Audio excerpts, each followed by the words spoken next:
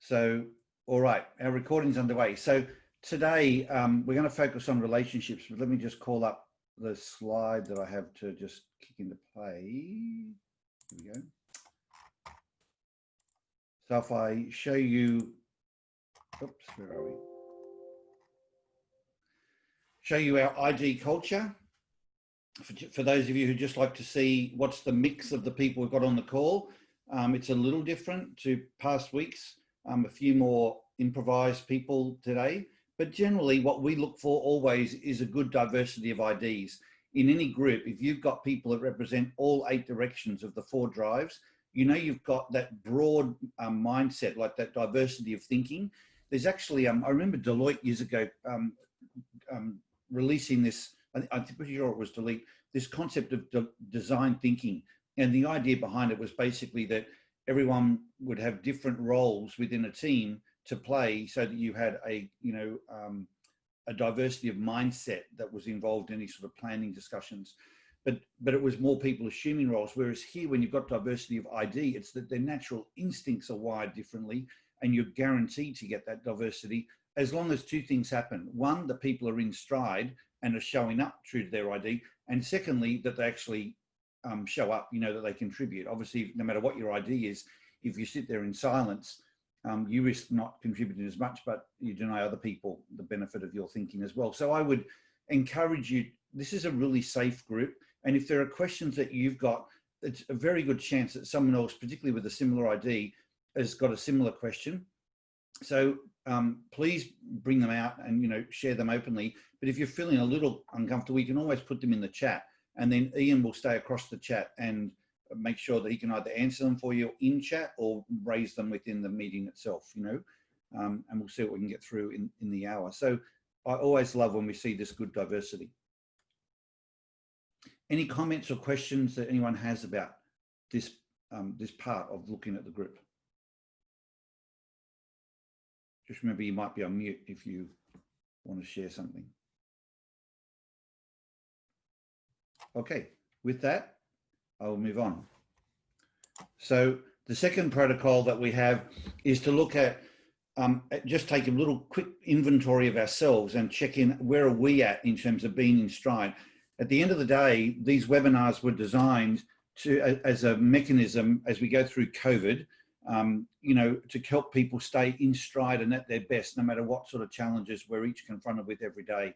And so I think it's really a nice little exercise to just check in as you start each day, whether it's from the clothes you're wearing, to the way you start your day, to the people you're interacting with, the way you drive to work or set yourself up at home these days.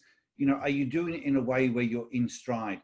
And what we do, and those of you who have worked closely with LinkUp would know of this concept of the peak performance indicator, and just checking in to say, on a scale of 0 to 10, 10 being you being totally in stride, and say a 0 or 1 being that you're completely out of stride and just beside yourself with, you know, not being true to yourself. What's your number today? And that number, it doesn't matter what the reason is, it's just there will be a number that comes up for you. And I would ask you, 1, to be honest with yourself, and secondly, you know, whatever that number is, just please trust that it is possible to live at an 8, 9, or 10 every single day. And if there's something that's going on, even that might be really challenging, you know, it's still possible, by understanding yourself and knowing the strategies you need to be in stride, to get back in stride and live at your best and contribute your best to not only your own life, but to the people that are living in your circle. So I just wanted to pause for a minute and just give anyone on the call an opportunity to maybe share what their number might be.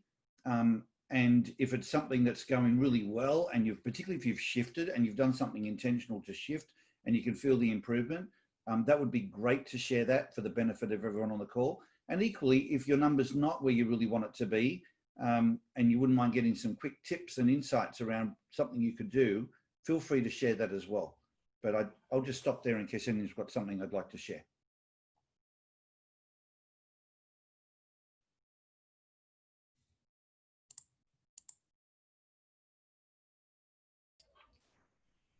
Paul, this is Amy. Hi, Amy. Hi. How are you? Good, thanks. I'll turn on my video real quick. So could you clarify when you said about getting your number higher? I mean, is there some sort of ideal number or something? Or because it seemed like it's, it's like, well, the number, I know it's not necessarily personality, right? And the numbers can fluctuate and change, but is it, because it's like, it seems like, oh, well, it's good if you're this number, it's not so good if you're not, Right. and so is Well, that, what do you mean by that? The striving for a number? great question. I was interviewing a leader the other day from one of my favorite clients. In fact, many of his people are on the call today. And I said to him, "What's your number?" And he said to me, "Paul, I got to be," he said, "It's funny you ask, because I'm actually got a meeting tomorrow with my executive team, and we do this exercise every time we meet. And I've been thinking about what number I'm going to share." Because he said, I'm punching a 10. He said, "I don't know if I'm going to say 10 because I'm, out of respect for COVID and everything going out, I do feel some constraint with not being able to get out and see all my people all the time." But he said, in terms of everything else going on, he said, I'm a solid 9.5, Oh, and sorry, you meant like in terms of, sorry, not the number, not your ID number. not your ID number. No, Okay, that's, sorry, I was half right, listening, apologies. right. No, I thought you were like, we wanted to actually change our ID No, number to be no, some. not at all.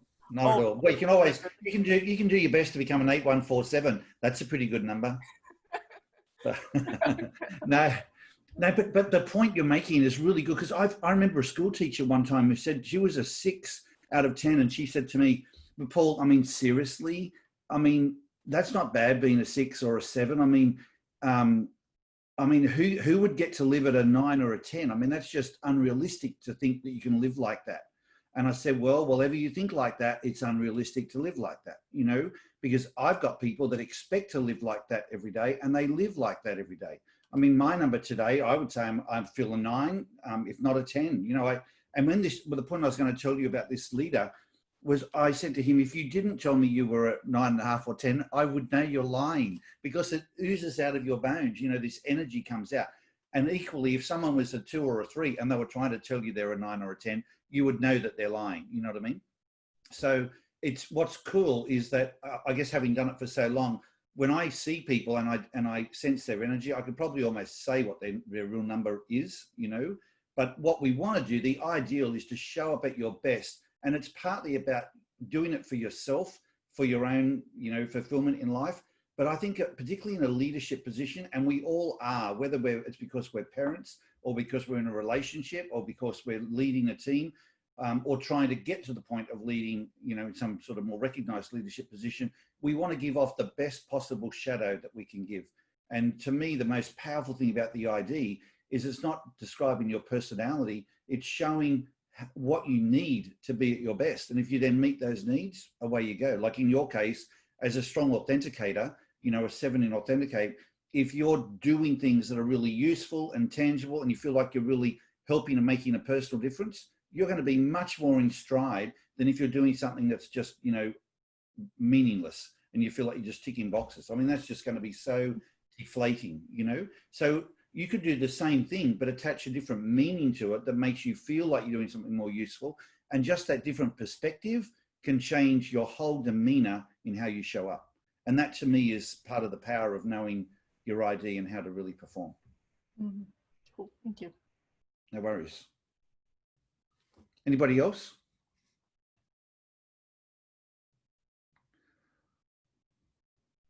Okay. What I'm going to do is just keep moving along. If you think of any questions or comments, we can always come back. This, all very comfortable to keep moving. I want to call this out. So these slides, for those of you who might be new to the call, in our last series, we did an 8-week series on a deep dive into each direction of the ID. And so we put a slide together like this for every one of the 8 directions. So this one happens to be for the verify drive. And it just gives you a quick snapshot on, if you are a verifier, what are some of the traits that stand out to probably yourself and others? What do you need to motivate yourself? What demotivates you? Strengths and vulnerabilities, how you come across to people, what causes you to lose your confidence, and what some of those voices can be in your head that play those tapes that bring you down, the causes of stress, strategies to get in stride, what your genius element is. And these are the sorts of insights that could very quickly get you back in stride. So I would just strongly commend you to print off a copy of these slides, not only for your ID, but for the people that are around you, like you're going to have people of all 8 directions. So it's really cool for you to sort of get familiar with all of these elements. And they're also a great discussion piece if you're, in a relationship, like a life partner or a child or a work colleague, and something's not quite going right. You can put this in front of them based on their ID and say, what am I missing here? And they'll call something out for you, but it depersonalizes the discussion and takes the emotion out of it and makes it a much more constructive dialogue. So I would just commend you. These are on our website, but I'll put them in the deck for today as well. So you can go back and do a refresh at any time to understand each of these. And we've got them for every single drive. So these, to me, when we talk about being in stride, it's not just a case of, well, know your number. Oh, great, I'm a 9 or a 10. It's also good to know why you're a 9 or a 10. I had something yesterday that was really stressing me, and I never get stressed. And it was really stressing me. And I was like, why is that? And I don't know that I've even still worked it out, but I know there is a reason. And I know that once, I know that figuring that out, and then I can do things to address it. Not only does that help me be more in stride, but it helps me avoid the same thing next time. But there's always an answer. I mean, I often worry when I hear people that are really stressed and not sleeping well, so they go to the doctor to get medication to sleep. I mean, that doesn't really address the issue. That just addresses the symptom. And this is a powerful way of getting to the root cause. So I commend these slides to you. Okay, so today, where are we? Today, I was going to cover off any peak performance strategies. If anyone had anything that, they want to share where they were being pulled out of stride. And then we're going to dive into relationships. And the way that we've designed today also then helps design next week, because I think to do justice to the relationship discussion, today we'll probably just cover 2 drives and next week 2 drives. But instead of doing verify and authenticate, I thought we'd swap it around today and do verify and improvise, given that the strongest drives are the verify drive, this is on the call, the verify drive and the avoid improvise drive. Like when I showed you that culture chart, they were the stronger drives. So I thought, let's talk about those 2 drives. And they're also very different. In fact, they're drives that a lot of people say, but can you be one and the other? Or how do they sort of work together? And I know there's a lot of verifiers who are, married and living with people that are quite opposite to them as well. So, and the same with the improvised drive. So I thought, well, that would be a good combo to do today. And then next week, we will talk about the other 2 drives, the authenticate drive and the complete drive.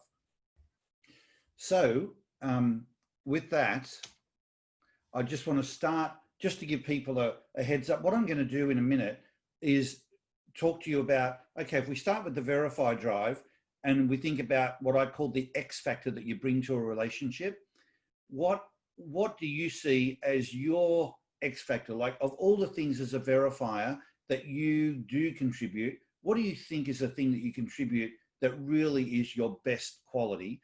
And then for those of you who maybe work with or live with verifiers, even if you are a verifier, I want you to think about that person and then think, okay, what really stands out to you of that verified trait that's really special quality? Because what was really interesting was when I was preparing for this meeting, I was thinking, okay, these are the things that I think would be the special qualities of this drive. But when I spoke to some other people, I found very different answers. And so there may not be just one answer, there might be several things. And I thought it would be really cool for each of us as we go through the 4 drives to hear from others as to what they see, whether they got the same ID or same drive or not, to hear what is it they really value about that drive, which might be quite different to what you value about about yourself. I've certainly had that experience myself. So, this is just to give you a quick heads up if you want to think about the drive. So with verify drive, it's the drive that thinks sort of more vertically, like prioritizes and has the list of 1, 2, 3, 4, 5, 6, and needs time to process things. No matter how well they do, there's always a drive to continuously improve it, which is why they're always focusing on the 5% that didn't go right rather than the 95% that did, for example. And they're always into problem solving, which I know can be very interesting in relationships when the person you're with wasn't looking for you to solve their problem. And then if you are the avoid verifier, then you think much more horizontally. So everyone's on an equal playing field. You don't, whether someone earns more or less, whether they've got a title that's more significant than someone else's, it doesn't really change the way you treat people. It's much more on an equal playing field. Rather than having to think up answers all the time, you're best when you've got things to react to. You're much more into just accepting things as they are and moving on. And it's your natural instinct to collaborate and reach out for answers. As we heard from Judy there a couple of weeks ago, even just having people who can empathize with you and understand you, let alone give answers in a collaboration, is incredibly energizing and confidence building for that matter. So that's a quick snapshot on the Verify drive.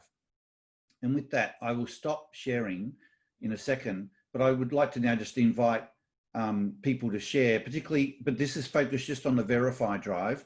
And we'll start with the Use Verify drive. So those of you who either are verifiers, I want you to think about contributing. What do you think is your best quality in a relationship?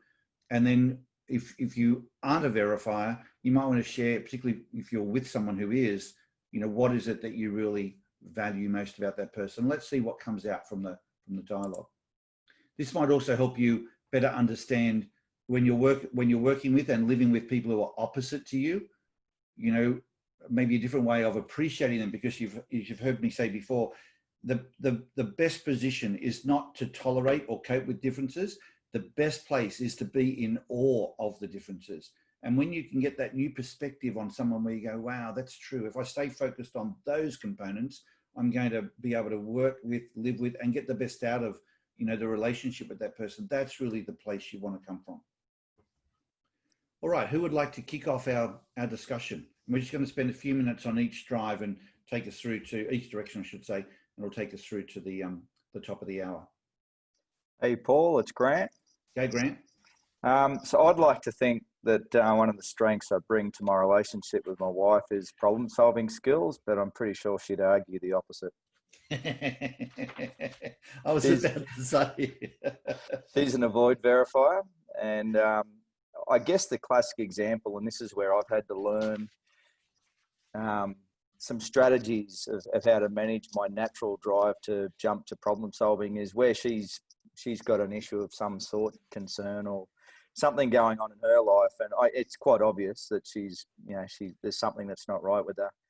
And my natural tendency is to jump into problem solving mode. So she might say, such and such is ill, or I'm having a hard time with such and such, and I will naturally go into problem solving. And I won't just have one solution. I'll probably have 5 or 6 and maybe 10. But that's not what she's after. Yep. She's just after someone to listen. And I've had to specifically train my brain to say, so how can I help?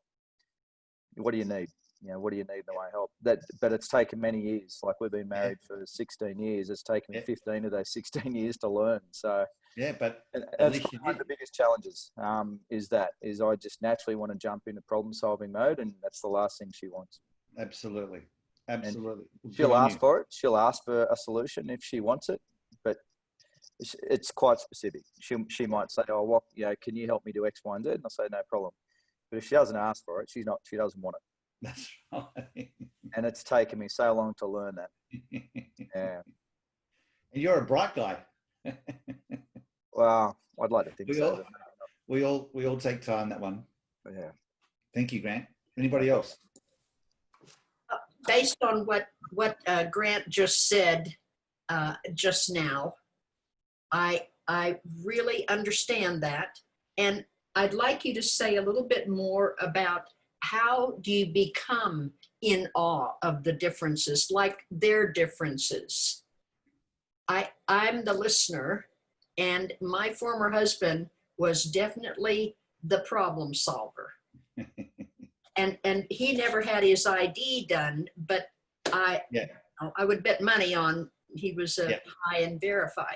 Yeah. So how do you become in awe of the differences? What a great question. What a great question, Judy. Has anyone, rather than me answer that, is there someone on the call that feels like they've, maybe through understanding their own ID or their partners, for example, has shifted to a place where you look at them differently and feel like you're more in awe? And maybe what did you do to get there?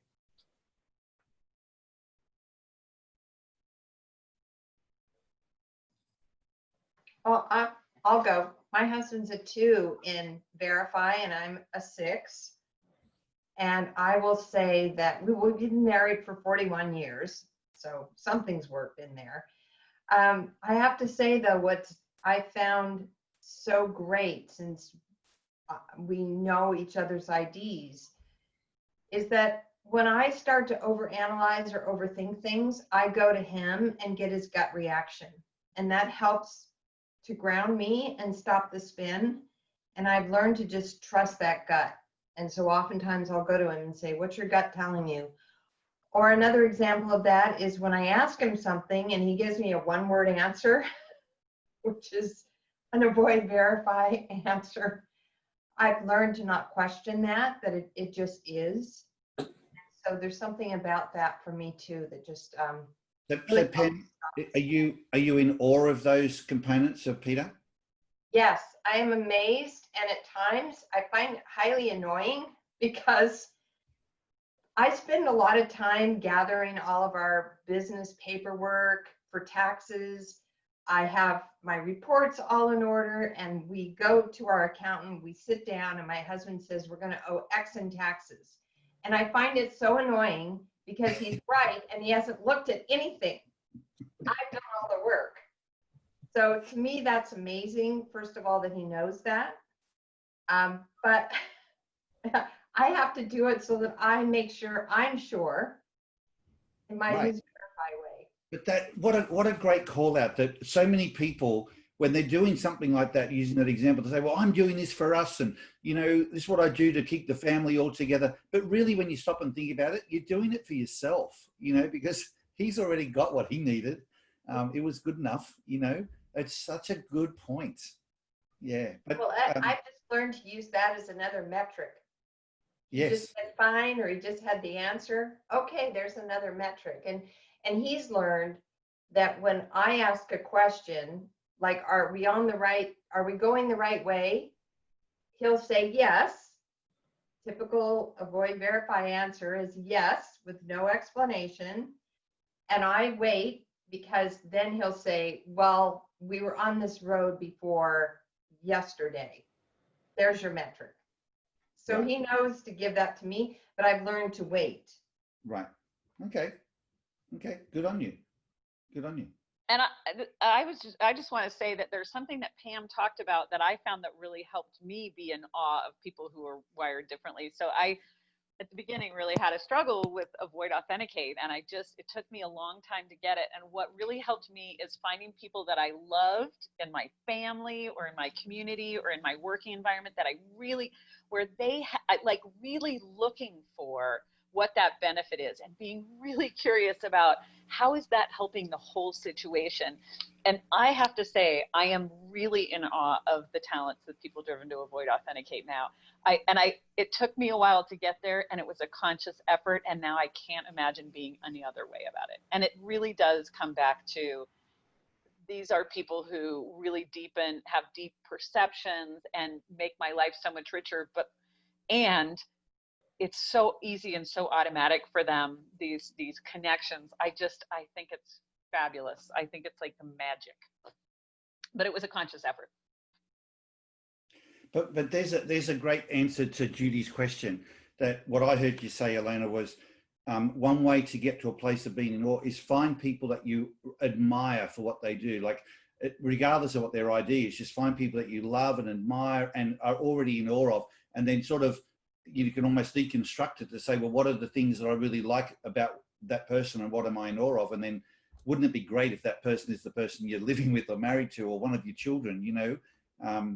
As an example, I think that, a couple of my kids are outstanding communicators, regardless, and they've got very opposite IDs.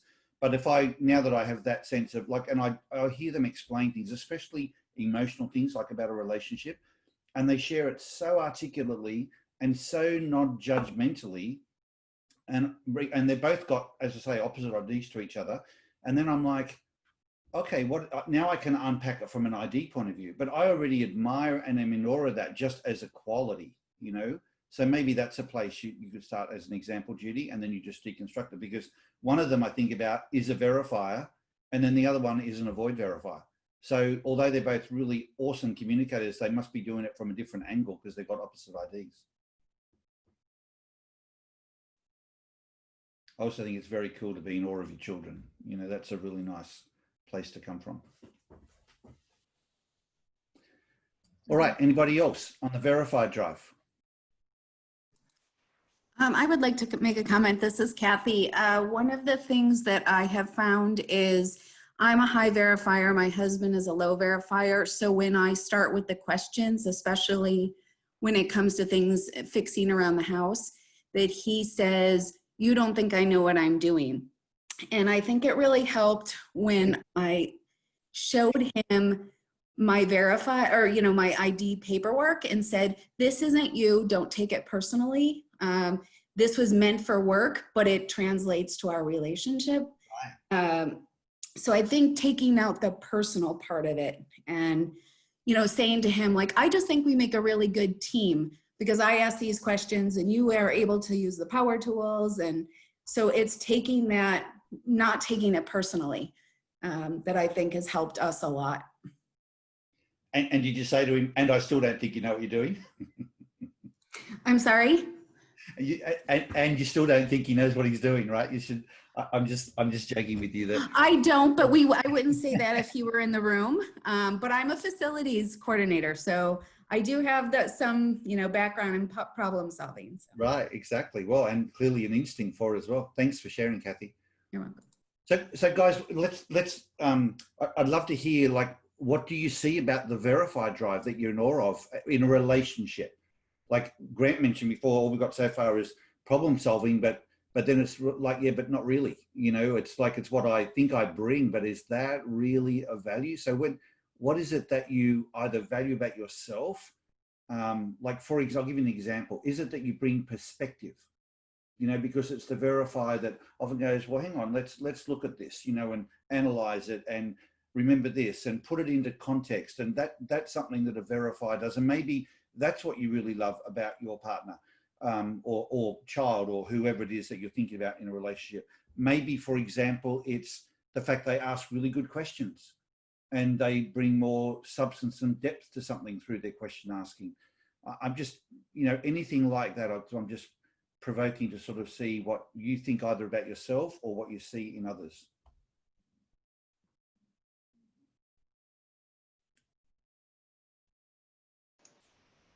Hey Paul, it's Ian.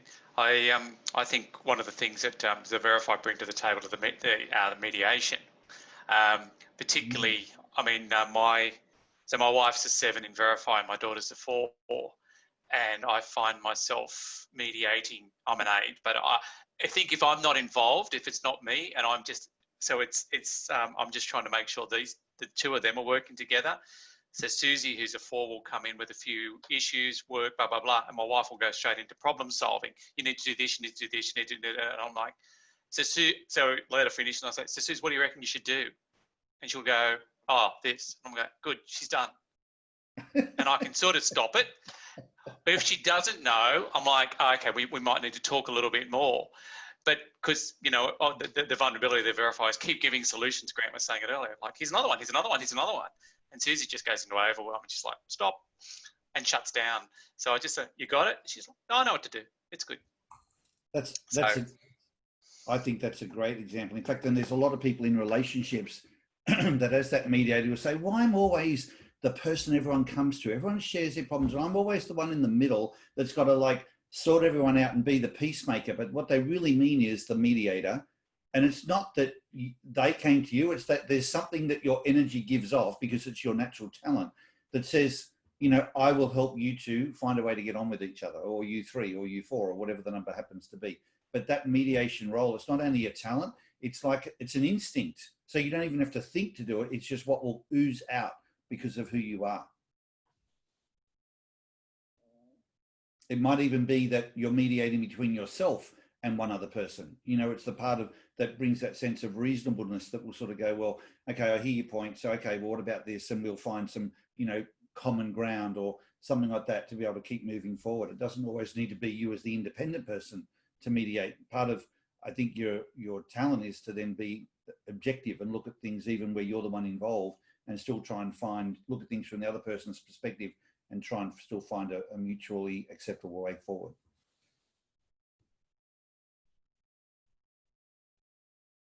Anyone else?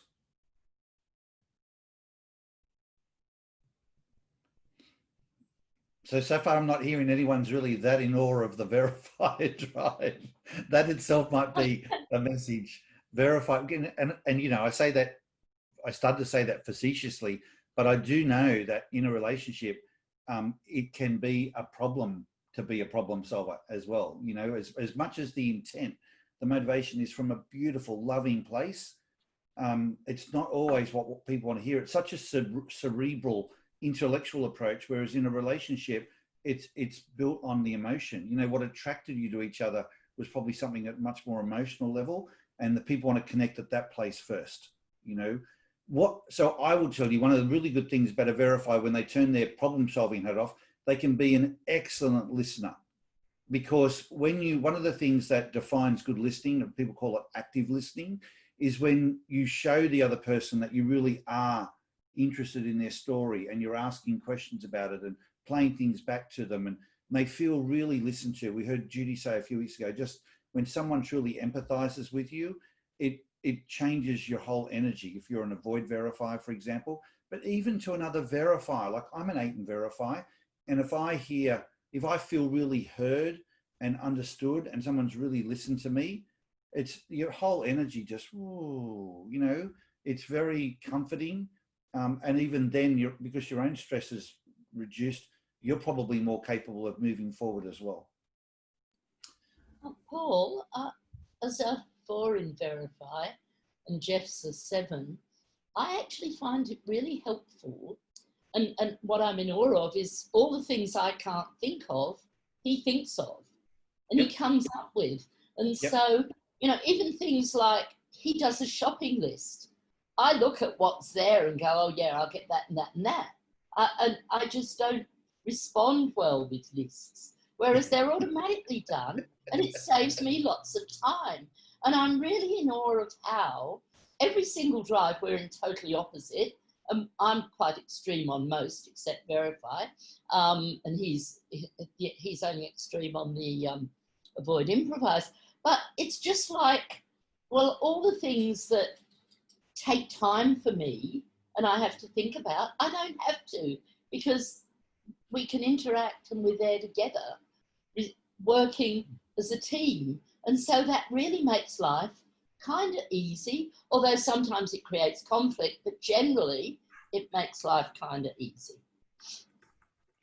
You know, that's a simple, Gail, but it's great input. In fact, you're often the couple I think of. So for people on the call, Jeff and Gail have been married 51 years, isn't it, Gail?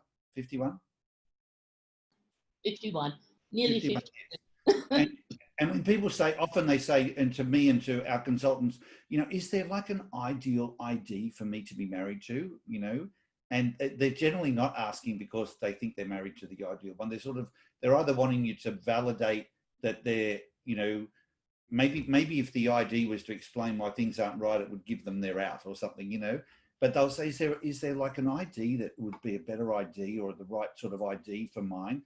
And really what our experience is that we've seen people who have got the same ID constantly clash. We've seen people with extremely opposite IDs constantly clash, and we've seen the reverse. You know, people who are the same getting on really well, and people like Gail and Jeff who are extreme opposites, not only have been married, but get on really well and have that sense of awe with each other. And Pam, you talked about, you know, you and Peter, same thing, 41 years, very opposite IDs. So it's not about the ID. I would suggest to you, one of the things I promised I would cover on this call was, what does it take for opposites to be together? And I would say the most common thing that comes up is not compromise and not even communication, which you often hear from people when they're being interviewed. But I'd say through the lens of ID, it's really where people have a respect for those differences, and to the point where they can be in awe, but they understand the differences. And instead of having the differences be a source of conflict, they've developed firstly a respect, but ultimately they're in awe. They find something to be in awe of. And you heard it from Pam and you heard it from Gail. And then secondly, there is absolutely this sense of team that and Gail used the word before, that we're a team, whether it's to do with the shopping list, whether it's to do with organising Christmas, whatever it is, we think of it as we're a team. We're not one trying to compete somehow with the other. And I would say, at the risk of overly simplifying it, if you can have this sense of team and then have a sense of respect or awareness and respect, and then being in awe of those differences, you are well on your way to, whether it's with a life partner or with your children, or friends and so on. They, to me, are the really magical ingredients to work well with people that are really different to you. Hey, Paul, I just went back and had a look at one of my reports from my drive, and at the back of it, it's got the summary for strengths and vulnerabilities for the various drives. And I had a look at the strengths for Avoid Verify, which is my wife's drive. And one of the strengths in there that it just strikes a chord with me is listening without advising. Yeah. And I struggle with it. Like, whenever I listen to people, I automatically have either a sense of judgment or think about what I could do to solve things, or you know what I mean. Like, you get my point. But that strength of the Avoid Verify, to be able to listen unconditionally and provide acceptance unconditionally, that is something I'm truly in awe of. And I see that time and time again with my wife. She will have conversations with our kids, with me, with friends and family, and she just has this innate ability to listen without advising. You know, that is something I'm truly in awe of. Beautiful. So, Grant, for the benefit of others on the call, you know, now the ID has given you a language to understand that difference. Yep. And therefore probably even recognize it in the first place, that it really is something to be in awe of. What can you reflect on when that shifted for you, like when you became aware of it, and has something shifted in the relationship because you now see it as something that you're more in awe of? I think, to your point, so ID gave me the language and the insight to understand that. I think I could always see that in her when we first started dating and all the rest of it, that she has this very loving personality and the ability to empathize with people and get on the same level as people.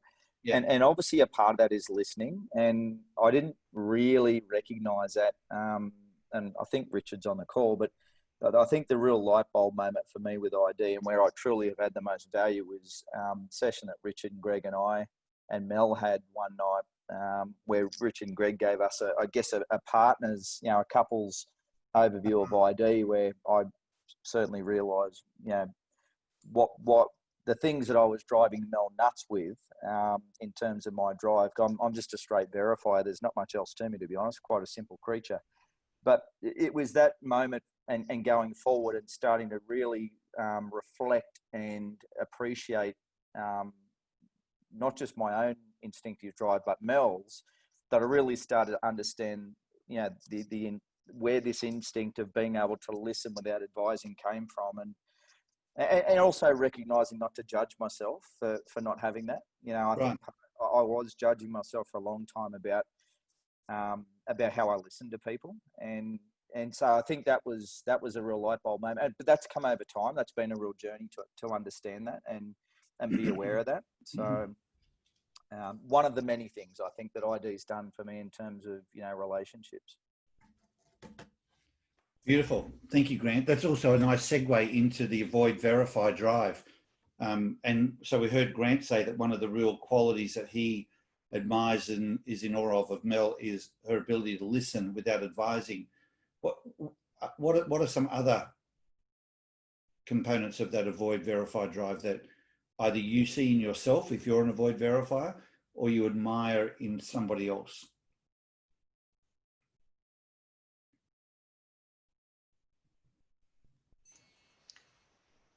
Paul, it's Ian. I think one of the things I see, so my father is a 3 in Verify. Mm-hmm. So, and one of the things I love and I've learned obviously through ID, is I asked Dad a question and he knows it or he doesn't. And I said, what do you think we should do here, Dad, so we could be working on a project together? And he'll tell me straight away, let's do this. And so my natural instinct would be to question him. Why? That doesn't make sense. Not what I'm going to do. But I've learned over the years just to trust him, and he's right. But if he goes, I'm going, no, I'll sort it, then I go into problem solving mode. But it works beautifully. And when he doesn't know, he absolutely lets me solve the problem. But when he knows, trust it, run with it, and it works beautifully. Oh, excellent. That's good, Ian. That's a good perspective. Thanks for sharing it. So Paul, I think one of the things that I also appreciate about my husband's Two and Verify is that life just is, and he doesn't carry things over to the next day.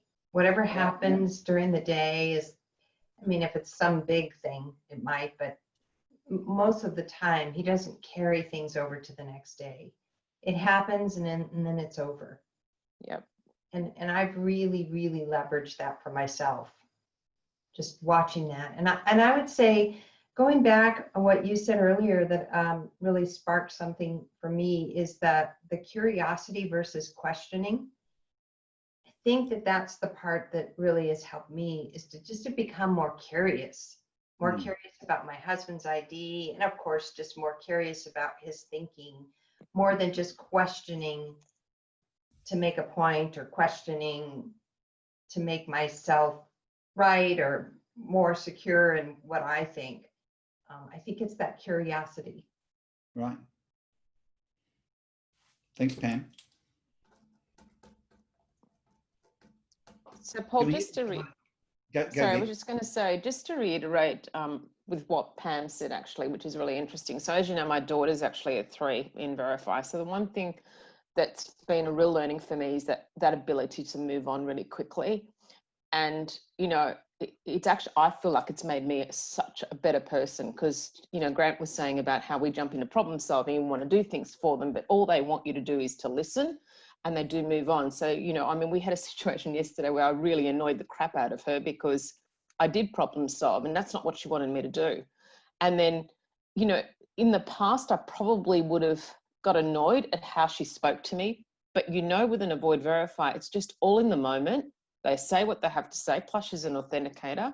So there's no filter. So she just said it and then she was over it. And she sort of came to me 2 hours later, and I'm just in awe that she moves on so quickly. Where for me in the past, I would think, oh, that was a bit rude. And I'd be really quite, you know, shirty. But I just look at her and she's like, seriously, have you not moved on? That was 2 hours ago. I'm like, yeah, but you got so annoyed with me. And she's like, oh, for God's sake, Mum, just move on. So, well, it's I too love learning like that. I've got several children that all avoid Verify, Vic, and I can empathise with you significantly. Can we hear from someone who's an Avoid Verifier around either what you see you bring to the table, just in your words, or that you admire in someone else as an Avoid Verifier? Because we love talking about ourselves so much. That's it. That's it. What do you see, Patricia, now that you've volunteered? Yeah, so what I see is the empathy. And we've talked about it before. It's not just understanding and listening and hearing what the person's saying. It's actually feeling what they're feeling. And I know that comes into play, you know, with my relationship with my husband. It comes into play with my family, you know, in my coaching practice. It's just that deep empathy that you can feel what they are feeling. You know, it's funny, ever since we did the deep dive on the drives, and the piece around empathy really sort of popped out for the Avoid Verify drive, and this sense about really feeling their feelings. I've noticed when I've talked to other people who are Avoid Verifiers about something, and if I'm talking even about a business issue, they'll sort of say, wow, that must feel horrible, you know, and at the time they say it, I hear it as just an intellectual thing, but I can see in their face they're actually feeling it at the same time. Like, and then I actually feel bad that I've sort of made them feel that, you know, like it's, but I'm still learning myself, but I feel I can observe their feeling, their emotions. Yeah, paying more attention to it now. Yeah, and I actually am paying more attention to it internally as well, because I also don't want people to feel badly about telling me stuff, or about, you know, because I'm feeling it, but I try not to, although my face shows everything. I try not to, because I intentionally don't want people to feel, oh, I shouldn't tell her these things because she's taking it so seriously. Well, and the other aspect is how to protect yourself too, because as I've talked to people about this, and they say I take on the feelings, like I don't intend to take them on, but it just happens. In fact, when I left one of our meetings, one of these webinars on that drive, and I went and met with someone who's a member of my family, not a direct child, but like a relative, and he is a 2 in Verify, and he was on the call, and he said, I'd like to talk to you about empathy. And I said, we're chatting away, and I said, so, you know, whatever his name is, so you said you want to talk about empathy, and his eyes just welled up with tears. And he just said, Paul, even to talk about this word and this concept of empathy is emotional for me. And we just had the most endearing discussion. Like, we were already close, but I just didn't know that it was so deep in him, this concept of empathy and feeling understood, and how he takes it on. He said, it's one of my biggest challenges is I take on this emotion from others. You know, I don't want to even, but just it's what happens instinctively. Yeah, so it it's does, a lovely definitely. thing to connect, but getting that balance, I guess, between connecting and showing the empathy, but not having it be something that then erodes you is really the challenge. Yeah, it can become consuming. Okay. Anyone else got something they want to share on the Avoid Verify drive?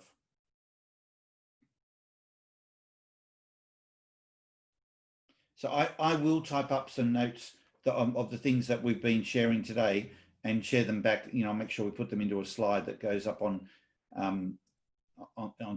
into the slide deck. And then as we complete each of the other drives, I'll do the same. So you end up with a little relationship matrix of, you know, the key discussion points that come out from this for the 8 different directions. So guys, we've only got 10 minutes to go, but let's at least begin a discussion on the improvised drive. It might be enough, or we might need some more time next week.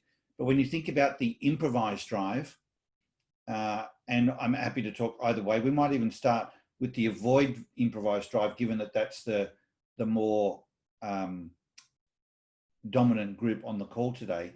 So when you think about avoid improvise, and that's the drive for certainty and taking the risk out of things and working more or being more in solitude and sort of constantly interacting, certainly not the drive for self-promotion.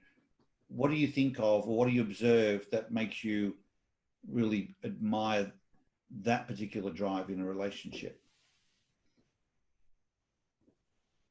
So my husband's a 2 and I'm a 7. Mm-hmm. And at first, I would tell you I didn't appreciate it because I didn't understand it. I didn't really know how he was wired. But the biggest thing that now that I understand it and I know his need for certainty and things like that, it's that he takes tremendous amount of pressure off of me. He just kind of absorbs the pressure that's going on in the family or, you know, at work or whatever. He kind of absorbs that. He's like a shock absorber for me and keeps me very grounded when I could just be going ballistic. Beautiful. Beautiful. How does he do that, Patrice? Like, can you give an example of where he either takes it off or absorbs it? So, you know, we have, you know, some of our family dynamics.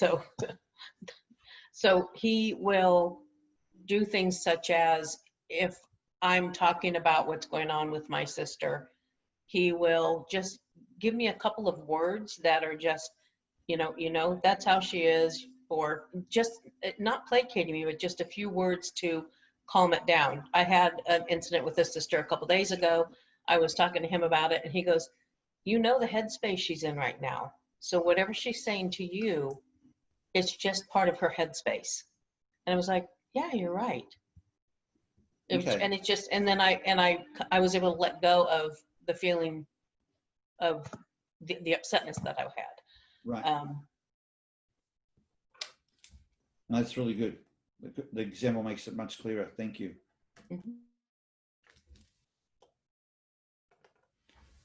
I would say for the avoid improvisers that I know, I love probably the thing I really admire is how low key they are.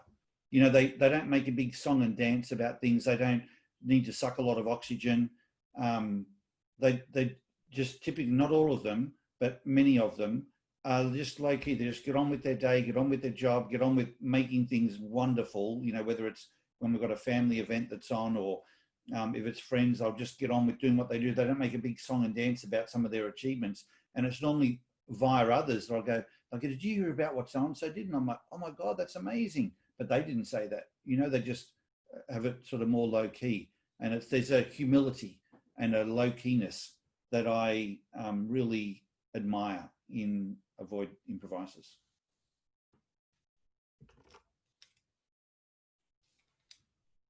I'm just thinking. My daughter-in-law is a 3 in improvise. And I have to say, what I am so in awe of is just how unflappable she is.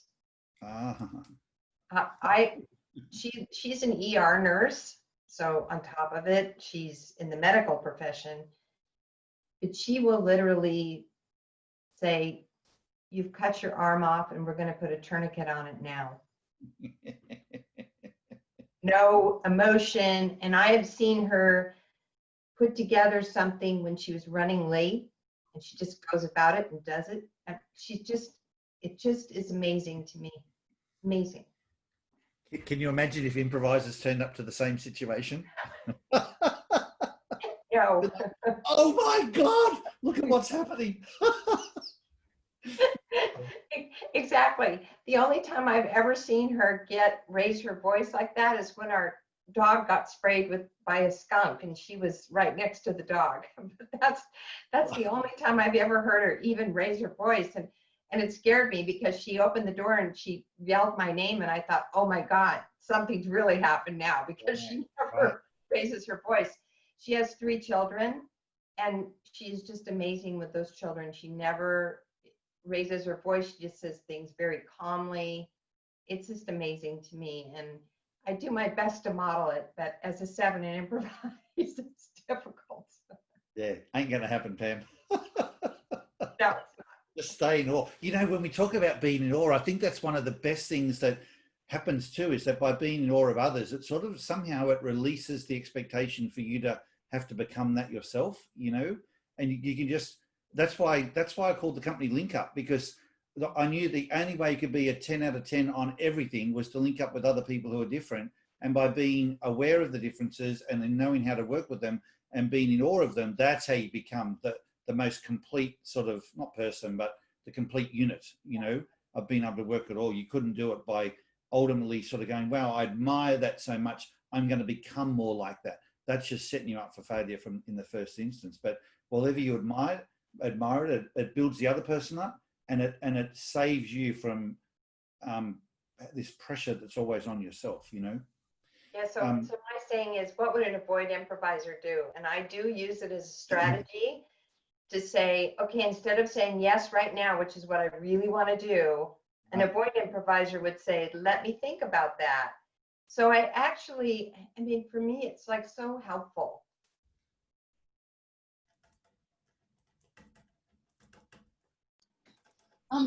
Paul, it's Gail. One of the things that I just find so amazingly helpful, because as a 9, I'm always coming up with ideas and ideas and ideas and ideas. And I know some of them maybe have legs and some of them maybe don't have legs. And I never know which is which. They're just ideas. They sort of come out moment by moment. And so what I find I'm in awe of is someone who can say, you know, that's not such a smart idea. Why don't you know, that would work, or just give me that help, because it's just so difficult sometimes to know whether things actually will work. And I'm just in awe of the fact that people have got that ability to go, well, there's a risk in that. You know, if you walk to the edge of the cliff, you could fall off. Right. Whereas I don't even see that. I'm just walking to the edge of the cliff because it's a good idea at the time. Yeah. So I just find that to be, as I say, those differences are what is so special if you could acknowledge them. And I so thank you. For those who don't know, I think I met you 30 years ago, Paul. Would that be right? Yeah. Something like that. It'd be very close to that, Gail. Yeah. Yeah, something like 30 years ago. And I'm sure if I hadn't found ID, I wouldn't have been married for 51 years, for starters. And secondly, but it's true. It's just so, this ability to link the things and put them together. And use your strengths and other people's and combine them, because we don't know all the answers. No. And that's so special. I admire listening to you. I really admire you and others when you talk about things like the risk assessment of your ideas, because when you don't understand it from ID, so many people just see it as they're a wet blanket, you know, that I had these ideas and they're just, you know, they're like exciting and they're just saying, no, that won't work, or, you know, it comes across like a wet blanket. But when you've developed this sense of appreciation of that person, you know, you're allowing them to be who they are, to expose the risk, because you're not even thinking of your ideas as good ideas. You're just saying they're ideas, you know, and I need your help to help me see which ones could be worth running with and which ones aren't. And that just puts a different perspective on the whole thing. Guys, in light of the time, something I wouldn't mind sharing with you, and we can continue on with the improvised drive next week. But when we talked about the avoid improvised drive and Pam's point about them being unflappable, with everything that's going on with COVID right now, what occurs to me is, having done a lot of work with, you know, like paramedics and with the medical professions over the years, if we were to do the IDs on so many people that we consider today to be the frontline workers, particularly in the medical field, I'll guarantee you we probably have like 90% plus as avoid improvisers. And when you consider the pressure that they must be under now, with the fatigue that's, you know, they've been at it now for more than 6 months. And if anything, the relapse phases that a lot of us are in are worse than what it was like in February, March and April. And yet they're still going. I saw a doctor on the news the other day, and I mean, the toll is really starting to impact these guys. And maybe for the people in your life that are the avoid improvise frontline medical workers, just giving, and even military, same thing, because a lot of the military are now involved supporting this area as well. But if we think about them as a group, we would have a lot of avoid improvisers, and the phrase that's been used a few times is they're like the shock absorbers. They don't just take the pressure off, but they really do absorb it. And I have a real concern when we talk about mental wellness of people. There has to be a limit to their ability to just keep absorbing. And with the way COVID's going, there's no release in sight. And so for the people that, you know, just when I've talked to people, how do you release the pressure? Sometimes it's talking to people about it. Sometimes it's exercise. But a lot of them might say right now, well, I don't have time to exercise. I don't have anyone to talk about. So if you can just spend time going for a walk with them, working out with them, talking to them, you could be, you know, basically re-energizing them and giving them a lot more oxygen to keep going with the very thing that we're all relying on them to do right now.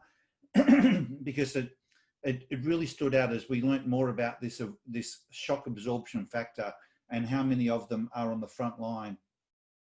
And it's relentless with the pressure that's building up. And I am seeing cracks starting to emerge. And there's a role we can play with the people in our worlds to help change that. I'm going to do a podcast on it shortly to sort of expand on that a little bit. But I think it's something that if there's people in your circle that you can think about and maybe just reach out to them, you know, and even show some empathy, tell them you understand, talk about the pressure and ask how they're going, but maybe go and do something with them to help take that pressure off. I think it's something that we could, as a group, we could start to have an influence on, you know.